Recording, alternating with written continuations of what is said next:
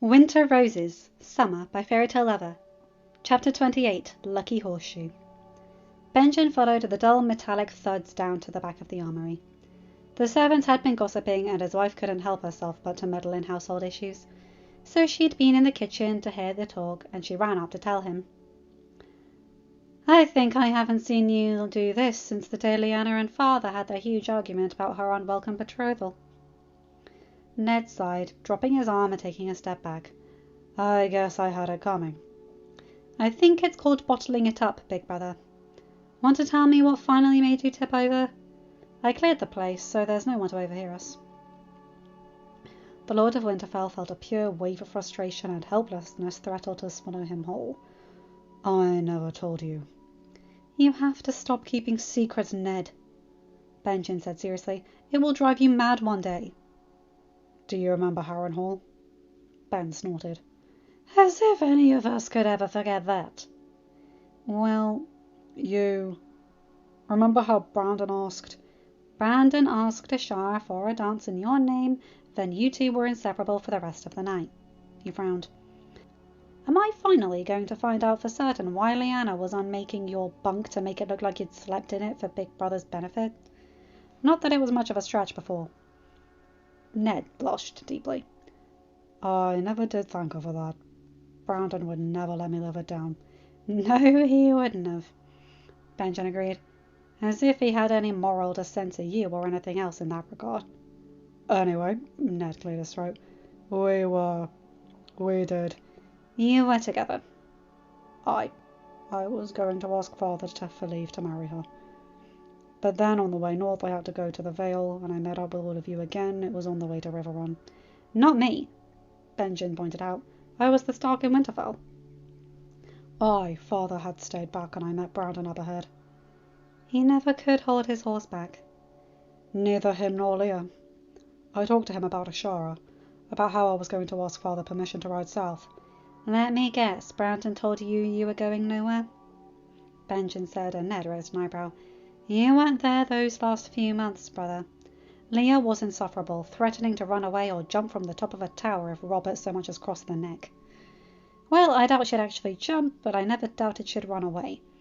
And she did prove me right in the end." And Brandon was getting moodier and moodier as his wedding day approached, chasing every skirt that crossed his way, cursing the idea of chaining himself down. "I rather think he and Robert would make fast friends," Ned muttered. Benjen chuckled. "I can see why he wouldn't let you go. He would have wanted to spread his misery.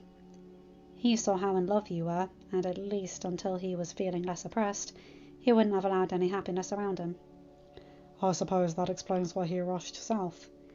"Delay it as much as he could, certainly," Benjen agreed. "Pretty sure all he wanted was to butt into Leah's happiness, make her come out of hiding. But that is taking us from the star you were chasing." Ned blushed. "Well, you know how I had to marry Catelyn. I wish, if she had told me." "Ned, He stared at the tear falling down his face. "What happened?" "I never knew. Not until after the sack. When I was about to leave King's Landing, to go looking anywhere, she had heard what had happened and sent me an encrypted message saying where Lyanna was. When we stopped at Starfall, when she finally told me." Benjen felt a weight fall in his stomach. "Ned, you can't mean..." Ned nodded. "She had gotten pregnant. A little girl. She only lived a few days." "Didn't she tell you?" "She sent me a letter asking how soon I could go to Dawn. I replied saying I was on my way to Riverrun, and then after that, Brandon's wedding, I could go straight there. And then everything was ruined. By the time our baby girl was born, Ashara had heard I was married to Catelyn." Benjen let out a string of loud curses. "So by the time you got to Starfall..." "Ashara showed me where she was. We agreed we shouldn't disturb her." "I'm sorry, Ned. I can't even imagine what it must have been like." "It was. Still is a bit abstract. As if hearing that a friend has had a child. I didn't..." I didn't see Ashara grow heavy. I didn't see our daughter born. All I saw was a grave. A grave and the love of my life. Crying, destroyed, completely unattainable. I had lost father, and Brandon had been forced to marry a woman I did not love. I just watched our sister die in my arms after I had spent so much time and energy fighting to save her from something she had never even needed rescuing from. I still felt the loss. But it isn't like Sansa and Arya. They were always there, Benjen. And then guilt floods me because she was my daughter, and I mourn her. I mourn never even having known about her until she was already gone. But sometimes it feels like I'm mourning an idea. A stranger I never even met. I suppose being so near Ashara now. We argued just now. She was sad that her moonblood came. I told her that wasn't why I was marrying her. But the way she talked, Benjen. What if that is the reason she is? All right, stop. That woman loves you. So don't even finish that thought. I know. Look, the way our world works, women are raised with the idea that their worth is providing heirs to their husbands. She loves you. So she loved your child more than a duty-bound wife would. And she lived that loss in a very hard moment, when the world was going to hells around her head. She is afraid that she won't be capable of bearing me a child. See? She knows you love her, but that still makes her think that her worth as your wife is down to that. I've told her it isn't. If my months of trying to woo a damned stubborn woman were any learning experience, brother, saying something works for shit. You've got to show her. Not through one little thing, but every day with a new thing. And please don't think of only giving her flowers will do the trick. Ned chuckled. I thought you were supposed to be commanding the army. Not chasing after the housekeeper. Benjen shrugged. The army took its sweet time travelling, huh? I had plenty of time. Besides, it worked, didn't it? They both laughed, and Ned had an idea. Daenerys was crossing the castle back to the family wing. It was getting near enough time for bed that only servants were crossing the corridors. But she wasn't worried. Oris was guarding her, and Ghost was gliding next to her, so silently that sometimes the flash of white fur coming into her line of view startled her. Sir Jaime, she called when she neared the last staircase on her way. You've been quite the elusive figure since the quarterfinals. The knight blushed and looked away. I was trying to find my way to the kitchens. If it wouldn't be an imposition, I was absent from dinner.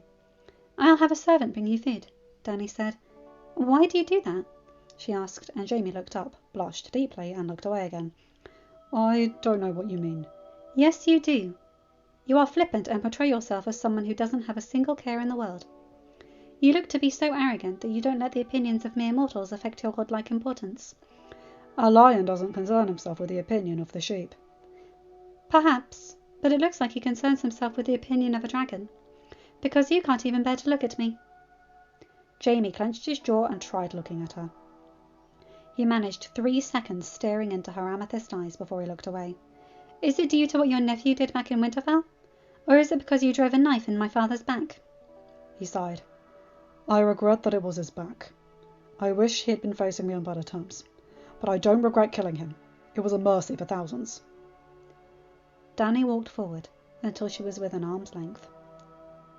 Why? Jaime looked into her eyes again, and she saw the regret, but ultimately the immense sadness his eyes held. You look like her, he whispered finally. Your mother. You are her spitting image, and every time I look at you, I am reminded of how I failed her. He confessed truthfully, but Dany saw the moment his eyes closed off again, ending his moment of vulnerability. But you mean nothing to me, Daenerys Starling. You are a fallen princess, married to a bastard, forced to rot in the north. You will never be what Rhaella Targaryen was. And with that he walked away briskly, as if running from a ghost. He was lying, Oris said from her back. About the second part, at least. I know. Danny stated.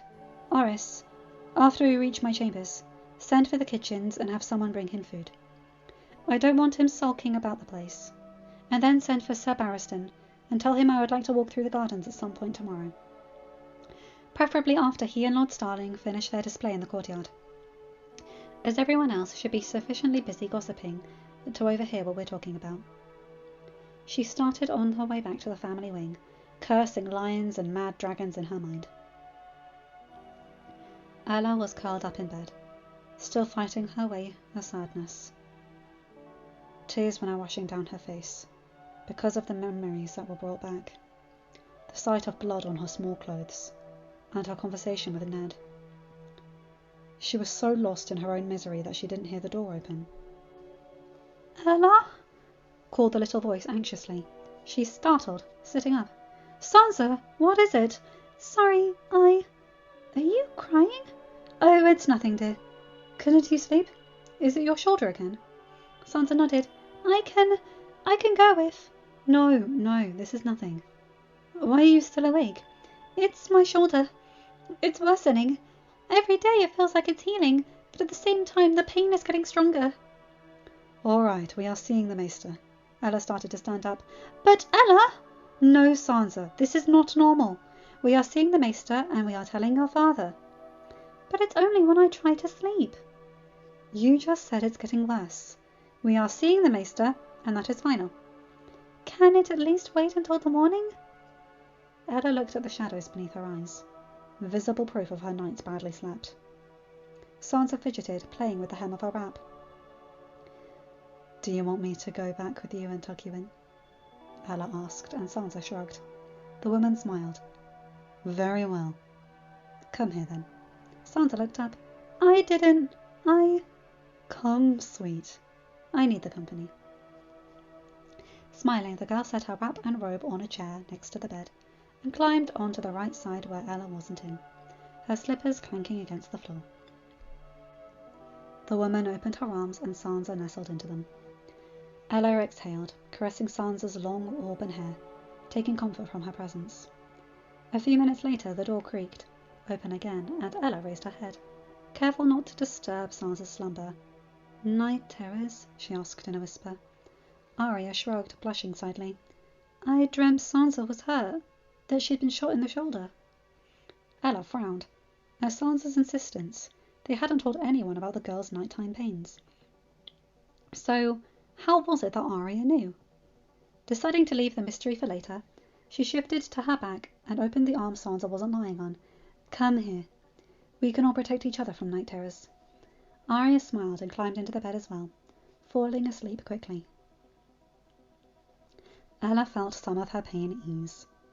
Maybe this was enough. Maybe this would have to be enough. She lost track of time and was almost letting sleep come over her when the door creaked a third time. Ned froze at the threshold, watching the 3 women in his life. His heart lurched, thinking there were supposed to be 4 of them in that bed. What is that face for? Ella asked quietly. I wish I were a painter, he whispered back, so I could sketch this and look on it forever. She smiled. I'm sorry about earlier. He shook his head. We'll talk in the morning. I love you. I love you too. Ned tiptoed out of the room, going back to his chambers and his still unused bed. Warm inside, Ella finally fell asleep. Jon set aside the book he was reading on Valyrian trade when Daenerys walked into the room. It wasn't the most entertaining reading, but it was interesting nonetheless. I want money, Daenerys stated, stopping by the foot of the bed with both hands on her hips. Jon was stunned as he sat back against the pillows. I'm not sure there's a safe way to answer that. She glared at him. I want to invest in a project. All right, what? Unless you think I should be completely empty-headed fool with nothing to do with my time other than gossip about who wore which dress. It was his turn to glare. You know that is the very last thing I want. I merely want to know what you'd like to invest in, and whether or not it could potentially bankrupt us. Dany sighed. You and Sir Davos were talking about innovating and creating a school of sorts to train the sailors. It got me thinking, what if we had one of those for farming and such? Or imagine if we built a cooking school, with teachers from all over the 7 kingdoms and Essos. Ladies from all over could ask for our cooks. I think that may be a bit too wild, actually. She rolled her eyes. You're such a Northman sometimes. I know the Northern lords will be the last ones to ever agree to such frivolity. And they are right, there are more important things when winter comes. But can you imagine how the Southern ladies would react? How their parties would be grand and the food so exotic? You really think that would work? It seems like it could be a huge failure. The ladies would be commenting on the food during the feasts because of the spices we've been buying from Essos. Of course, you men wouldn't notice, but they've already expressed interest. I've heard of a Mirish woman who is living in Sunstone. I've asked her to come and help cook for the feast tomorrow.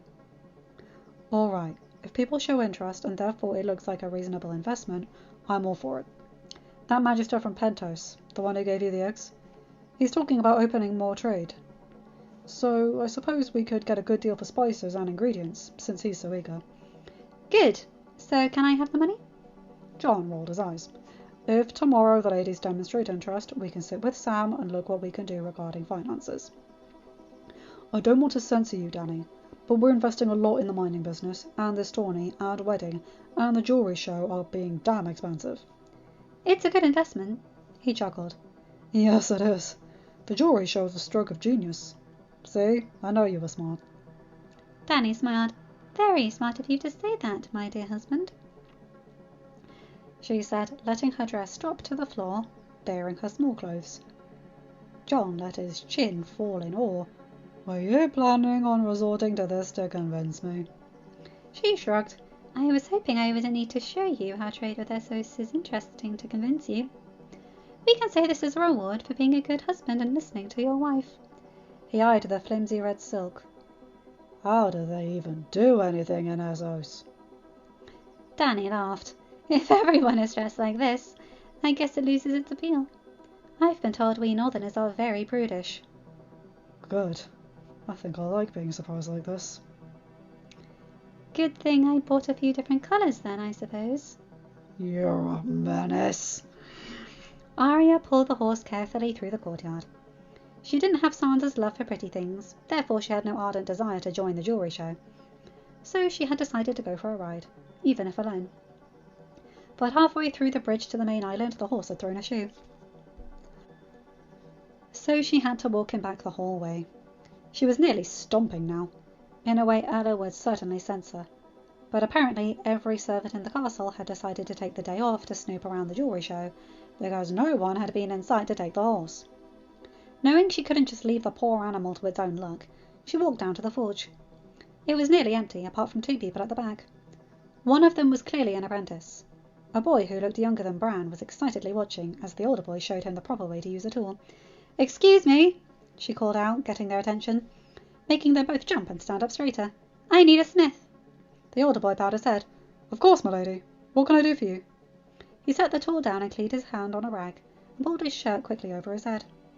Arya was impressed by the size of his arms and quickly looked at the animal standing next to her to hide the blush.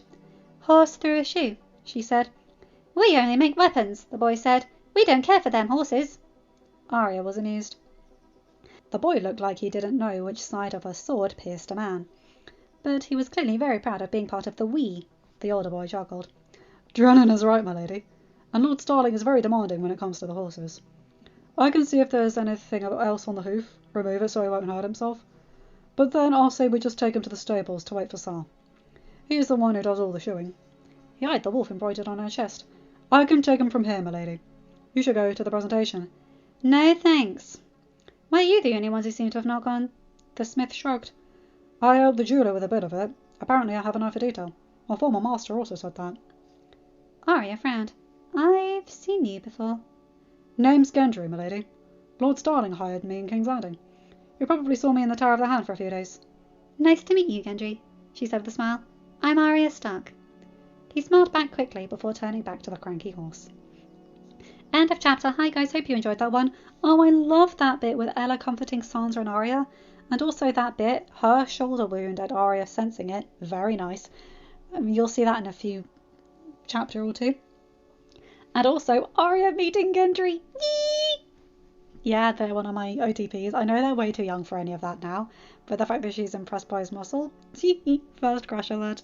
I just find it sweet. Anyway, you guys know the drill. Like, comment and subscribe and hit that bell to get notified whenever I upload a new video. Have a good day, night, or whatever time zone you're in. Bye my guys, gals and non-binary pals. I'll see you in another video. Take care.